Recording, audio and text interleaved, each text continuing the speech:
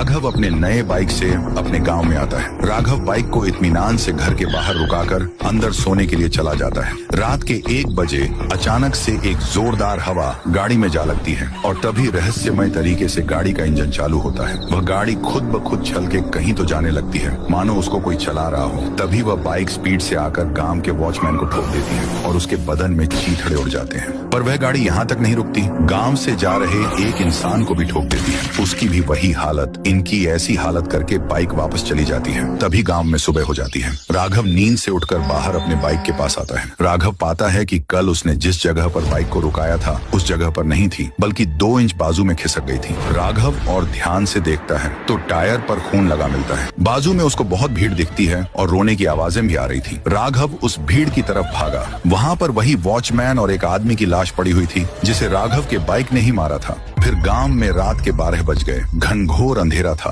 और जो होना था वही हुआ। वही हवा बाइक से टकराई और रहस्यमय तरीके से चलने लगी।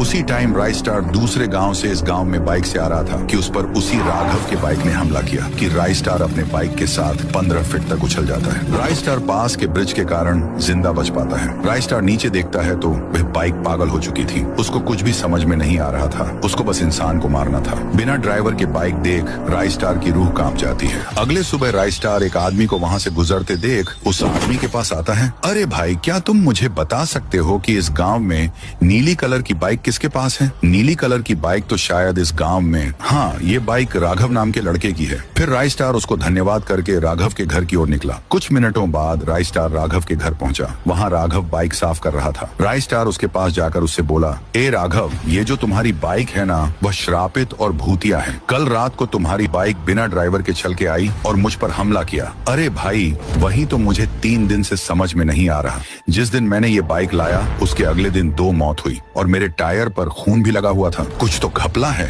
अच्छा बताओ कि ये बाइक कहाँ से लाए थे? ये बाइक तो मैंने राजपुर में बाबू चिपके के गैराज से सेकंड हैंड खरीदा था। राइस्टार सीधा बाबू के गैराज में पहुंचा। मेरा नाम है बाबू चिपके, काम करूंगा सबसे हटके। राइस्टार, ए बाबू, उस दिन राघव नाम के लड़के ने जो नीली बाइक ली थी उसका क्या राज है? सच सच बता दो। मौतें हो चुकी हैं अभी तक। ये बात है 15 साल पहले की, जब उस गांव में हर्ष नाम का लड़का उसी बाइक के साथ रहता था और उसके जलने वालों की कोई कमी नहीं थी। एक दिन हर्ष अपने बाइक को बाहर रुकाकर घर में चला जाता है और वही जलने वाला लड़का बाइक के पास जाकर नुकीली सुई से उस गाड़ी के टायर पंचर कर दिया। उसी समय उसकी बूढ़ी माँ की तबीयत बहुत बिगड़ गई। हर्ष अपनी माँ को उठाकर उसी पंचर बाइक पर हॉस्पिटल ले जाने लगा। फिर क्या था, वह बाइक आधे रास्ते पर रुक गई। हर्ष ने जब टायर पंचर देखा तो उसे बहुत गुस्सा आया।